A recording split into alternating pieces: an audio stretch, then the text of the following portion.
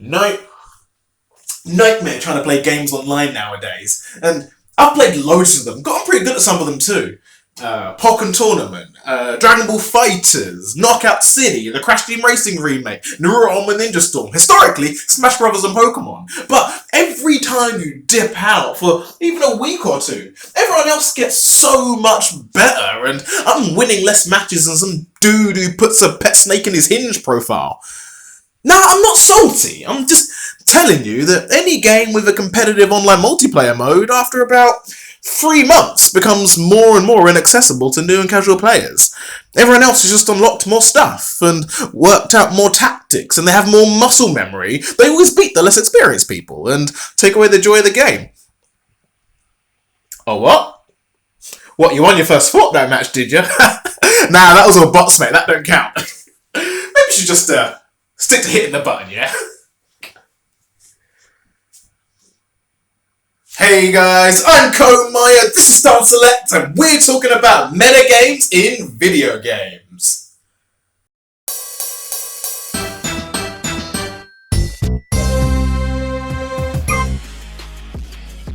So imagine you're playing tennis, and you're firing shots at your opponent's right side.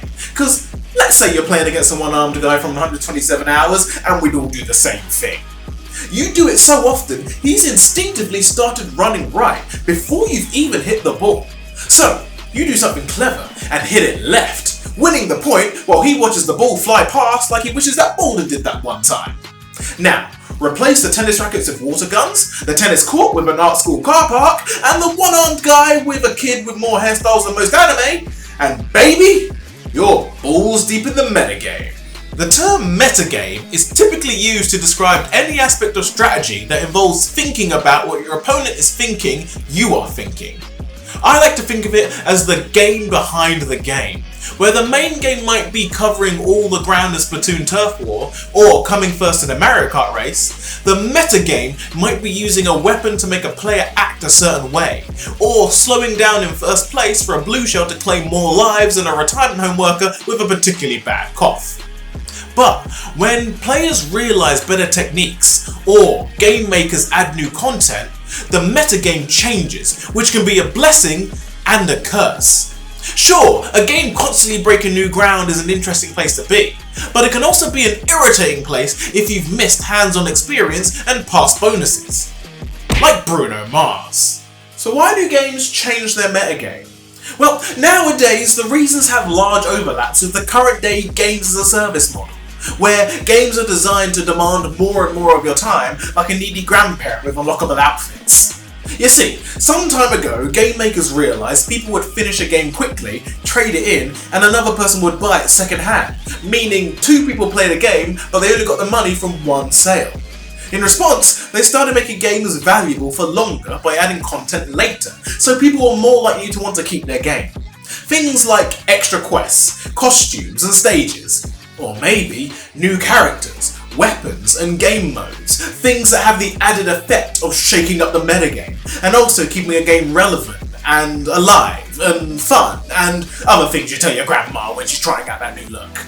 Adding later content kept building to the point where once upon a time the game maker would plan everything to be in the game before it came out, but now a lot of a game's content is planned to release afterwards in the post-launch roadmap, which sounds like giving directions to a mailman with a bazooka. Sometimes the additions are free, like adding new characters in a Mario sports game, and sometimes they're not, like adding old characters in Pokemon Sword and Shield. In fact, the games as a service model has been so successful that entire big bunch of games can come out for free by preying on your fear of missing out on the battle pass that's only available for 12 weeks ever, and changing how a game used to unlock a costume by beating the level, but now you unlock a costume with a credit card like a goddamn news article. God, I wish that was a joke. Sometimes you get a full game and content added on top. Like Grand Theft Auto 5, originally released in 2013 on PlayStation 3 and Xbox 360, which launched with a 30-hour story mode, and later got GTA Online, which kept the game active, and by that I mean profitable, over the next decade and 2 console generations. And sometimes you get a thin game, with the added content bringing it up to a normal standard. like the original Splatoon in 2015 on Wii U, an online-focused game that released with 1 multiplayer mode, 5 stages, and 3 weapon types, which over time fans grew to enjoy more and more as they added more ways to blast little kids with more paint than a clown's orgasm. In Splatoon and its sequels, when a new weapon set was added, everyone would jump on it, like TikTokers on a new challenge or big corporations on a pride flag. Literally, the whole community started learning.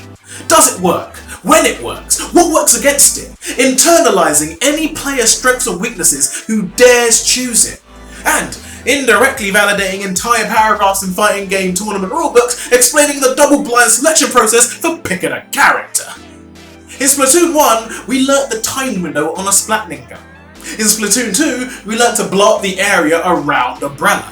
And in Splatoon 3, we learnt that squid bagging will never stop pissing off everyone.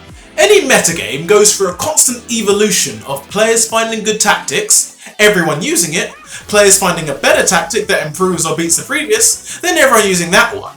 A cycle as old as Granny's first traps. And with each round, the core community grows higher and higher in skill, which is great.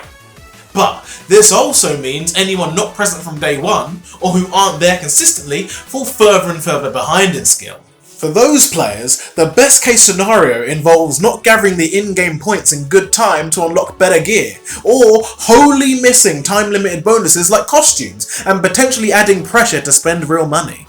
And the worst case is consistently losing, never experiencing the euphoria of victory, feeling awful your teammates lost because of you, and left unmotivated to play again. What's that sound I hear? Series newcomers meeting series veterans on the battlefields of Splatoon 3?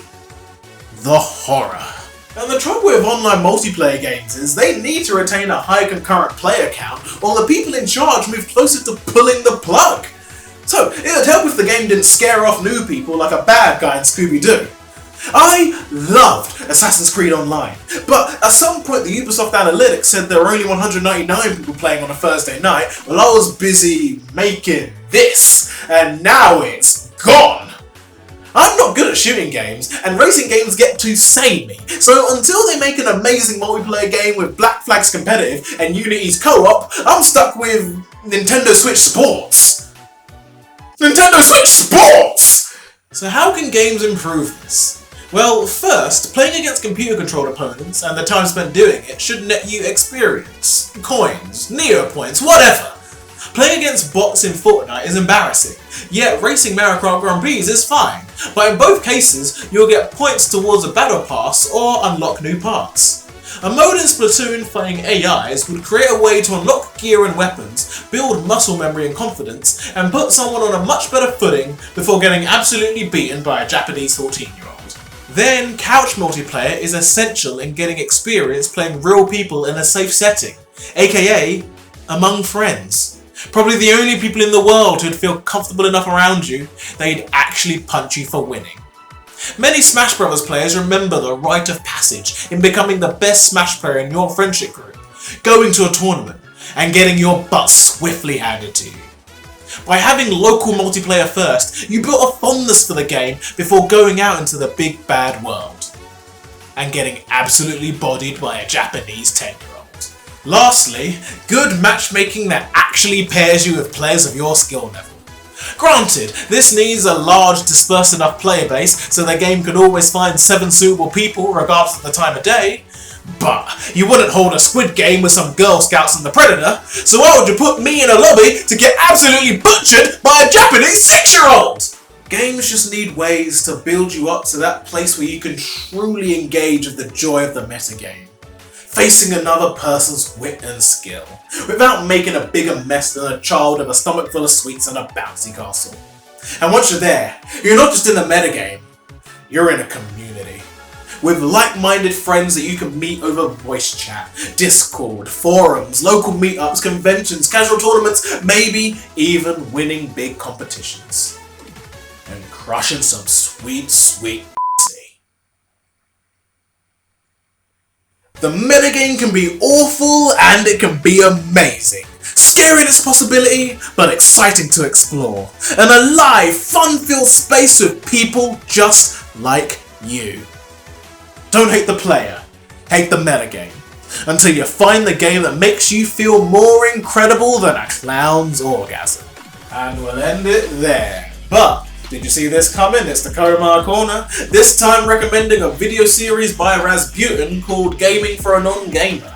In particular, the what online multiplayer is like for a non-gamer feels quite on topic. But more importantly, you get to see League of Legends break a woman's spirit harder than Bane broke Batman's back. Give it a watch. But before you do, can you tell me a good multiplayer game to get into? Like, what do you like? What games have you played a lot? What games do you find fun? Let me know down below, or chuck me a tweet.